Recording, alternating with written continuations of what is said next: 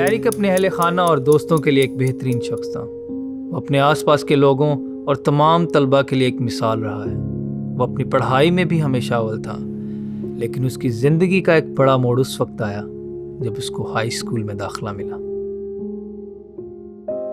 जब मुझे high school में दाखिला मिला तो वहाँ मेरे कुछ नए दोस्त बने। हम साथ वक्त गुजारा करते थे, वो मुझसे मोहब्बत रखते थे और मेरा ख्याल किया करते थे। हम साथ कोचिंग आया जाया करते थे।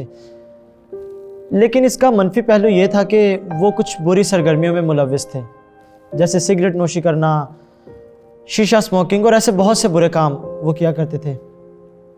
मैंने जल्द ही इनकी तमाम बुरी आदत को अपना लिया और इनके ये काम मुझ पर गहरे तौर पर असरअंदाज हुए। मेरी ज़िंदगी एक बड़े बिगाड़ की तरफ बढ़ने लग गई और वापसी की कोई राह नज़र ना आती थी। मैं बिगड़ता चला जा रहा था। लेकिन मैं जब भी उस जगह पर जाता तो एक आवाज़ अंदर से मुझे तंग करती और हमेशा मुझे सोचने पर मजबूर कर देती कि मैं क्या कर रहा हूँ। और वो आवाज़ कुछ यूँ थी, तुम यहाँ क्या कर रहे हो, तुम्हारी जगह ये नहीं। मैं हमेशा इस आवाज़ को नज़रअंदाज कर देता और भूल जाता था, और यही मेरी ज़िंदगी में बिगाड़ का सबब बनने लगा। जब मैं तीसरी मर्तबा इस जगह पर गया तो दोबारा यही आवाज़ मुझे सुनाई दी, और यह आवाज़ हमेशा मुझे कहती थी कि तुम यहाँ क्या कर रहे हो, तुम्हारी जगह ये नहीं। मैं हमेशा इसे नज़रअंदाज कर देता। लेकिन इस मर्तबा जब मैंने इस आवाज़ को सुना तो इसने मुझे मजबूर कर दिया कि मैं गौर करूँ कि क्या चीज़ें गलत हैं।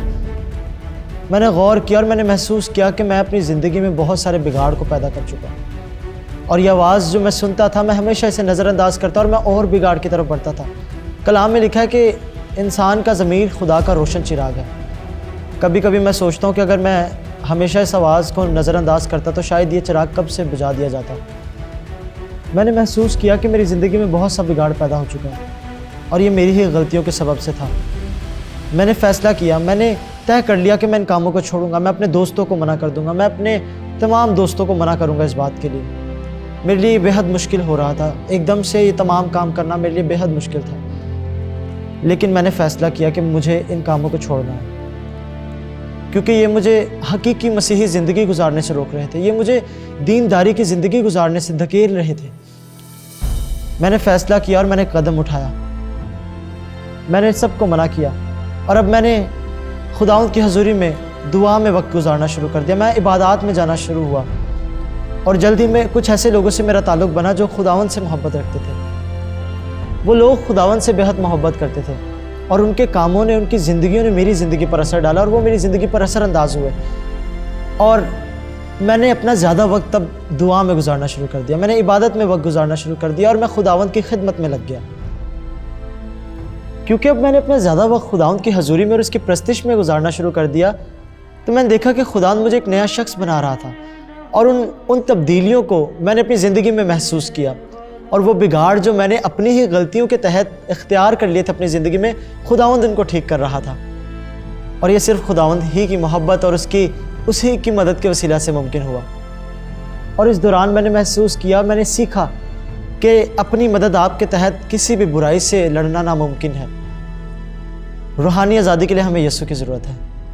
मुझे अच्छी तरह याद है वो रात जब मैं अपने कमरे में दुआ कर रहा था और मैं उस दुआ के दौरान मैं कन्फेस कर रहा था, मैं एतराफ़ कर रहा था, इकरार कर रहा था कि खुदावंद मुझसे ये तमाम काम हुए हैं, मुझसे गलतियाँ हुई हैं और मैं खुद इनसे बाहर नहीं निकल सकता, मुझे तेरी ज़रूरत है। मैं ये तमाम बातें कर रहा और खुदावंद से बातचीत में था और अचानक मैंने खुदावंद की गहरी हजूरी को उस कमरा में महसूस किया। और वो हजूरी कुछ इस तरह थी कि किसी ने मुझे अपने गले लगाया हो, किसी ने मुझे अपनी बाहों में ले लिया हो, और एक अलग ही शादमानी और तसल्ली को मैंने उस दिन तजर्बा किया। इस रात खुदावंद की इस हजूरी से मुझे मोहब्बत हो गई और खुदावंद की इस गहरी प्रेजेंस ने मेरी ज़िंदगी को अजीब तौर पर तब्दील करके रख दिया और मैंने महसूस किया कि मैं तब्दील हो चुका हूँ। अगली सुबह मैंने महसूस किया कि मेरे दिल में कोई बुरी ख्वाहिश नहीं और मैं रूहानी तौर पर आज़ाद हो चुका हूँ। और ये सिर्फ तभी मुमकिन हुआ जब मैंने उस खुदावंद के बड़े कफ़ारा को जाना। मैं मसीही तो था, लेकिन मेरी ज़िंदगी में वो तजर्बा ना था। इस रात इस रूहानी तजर्बे ने मेरी ज़िंदगी को तब्दील किया और मैंने जाना कि यीशु मसीह के वसीला से ही हकीकी ज़िंदगी मिलती है। और वो नया दिन मेरे लिए नई ज़िंदगी की मानंद था और मैं रूहानी तौर पर तब्दील हो चुका था। I am Eric John chosen.